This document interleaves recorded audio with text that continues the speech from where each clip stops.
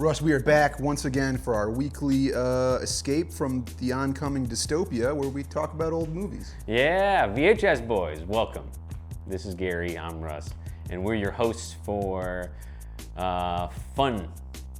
We've done all the Halloween so far, right? And so we figured we might as well. We're up to number 5. Number 5, we've done them all. We just did number 3. It's kind of out of order, but it's interesting to look at the franchise, as we go, because I'm kind of being introduced to each one as we watch them. I mean, I'm familiar with them, but I've never really watched them before. So this is the first time you watched Halloween 5? It turns out I've watched the end of Halloween 5 on TV like 57 times. It's like the only Halloween movie that I've actually seen, and every time we watch Halloween, I think it's gonna be this one, and it was finally this one. Oh, so this is the only one you're really prepared to talk about? It turns out, yeah. Perfect. At the same time, I have about as much to say about it as Mike Myers. Which is a lot. Absolutely nothing. He has nothing to say. He just doesn't talk. Well, Mike Myers, he's got plenty to say. Yeah, baby. I think I make that joke every time.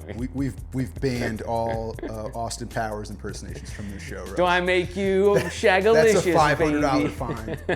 This week we're reviewing Halloween 5, which is a direct continuation of the previous installment, Halloween 4. Michael Myers escaped what seemed like certain death merely to return the next year to murder his now traumatized niece, who he now has a telepathic connection with. Because the filmmakers behind Halloween 5 decided that a soulless, subhuman killing machine is too grounded for the series, and they had to add telepathy and a connection to a cult. Right.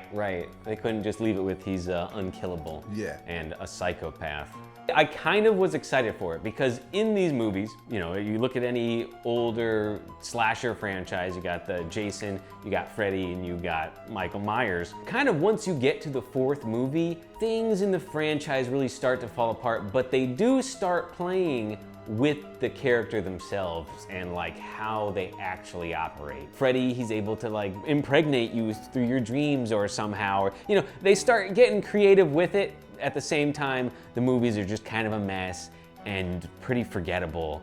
And I feel like Halloween 5 is also in line with all of that. It's just feels kind of messy. It almost went somewhere interesting, but then it just kind of. The problem with the Halloween series is a problem that's indicative of all of the 80s slashers, which is like, how do you keep the killer thing going for so long? With Jason, you basically just make him a zombie, which kind of works, and Freddy, he's stuck into the dream world. Yeah. But how do you make a killer with a mask continue for 5 movies? You're the right. answer is you shouldn't. Yeah, It just really shouldn't go on that long. I was very excited for this movie after number 4 because it seemed like number 3 had nothing to do with Michael Myers. Number 4, we bring the character back, but now the evil that makes him kill is kind of passed on to this little girl. And I was like, all right, what are we gonna do with that? And then number 5 is kind of like, yeah, I don't know, she got telepathy with him, but it doesn't really amount to anything. Yeah, it seemed like the end of Halloween 4 is setting up for Jamie Lloyd to be the new killer, and then the producers obviously thought about it for 2 seconds and were like, oh yeah, we can't not have Michael Myers in the movie. No one will go see it. Yeah, people were mad about that for number 3. But then why did you end 4 like that? Right. With such a good setup for like a fun Unless there was just no plan to make a sequel and then 4 made a bunch of money and they're like, oh shit, we gotta make a sequel. Oddly enough, this one was like performed the worst at the box office. But all that said, I think this was one of my least favorite Halloweens because it had some promise and then just didn't deliver. In fact, the kills, like where were all the kills?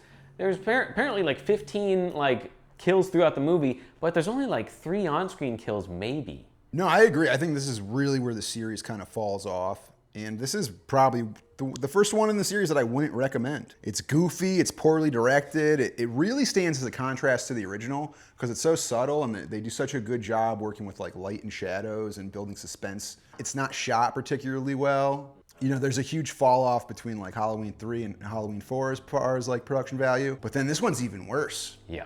It almost makes you nostalgic for Halloween 4 watching this piece of shit. I think the only improvement that Halloween 5 makes over its predecessor is the mask. And that's not saying much because the mask still looks off. Right. It looks weird. It looks better than the Halloween 4 mask, They wanted to use the same mask from number 4, but the new actor they got, who is the first, I think, and only Native American Michael Myers. In fact, he's also the 4th shortest Michael Myers, standing at... The 4th shortest? That's a weird fucking stat. There's 9 Michael Myers who have played him throughout the franchises. And actually, if you count stunt doubles and body doubles, it's been like, and people who dress up as him in the movies who are like, mistaken, there's like 21 people who actually play Michael. But anyway, out of the 9 major ones, he's only 6'1". Yeah, because I feel like the Michaels were pretty normal looking until the Rob Zombie Halloween. All that said, even though he is smaller than the others, he was actually bigger than the previous Michael, and therefore the mask didn't fit him right, and so they had to make a new one. So even though they wanted this mask from the 4th one, they ended up having to make a new thing, and you liked it. I wouldn't say I liked it. I'm saying it's better than the mask from 4, but it's still off, and it's hilarious because, like I said, this is the cheapest prop in the history of cinema history, and they just can't fucking make it. Yeah, you can't make it right. That's so funny. Halloween 5 was directed by Dominique Othenian-Garrard. I'm not particularly familiar with this director, but I could tell when I was watching this movie that a French guy directed it because it's so fucking goofy and dumb. All clear. Nothing above, nothing below.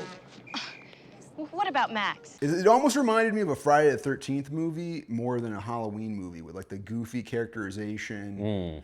And the boyfriend, the Michael boyfriend is like a wacky character. Yeah, he wears a leather jacket and he's an asshole to everybody. He looks like he escaped from the 50s. It doesn't really make a whole lot of sense in the late 80s. Right. But, Well, I mean, it was nostalgic for... Rockabilly. Yeah. It was into rockabilly. It was coming back.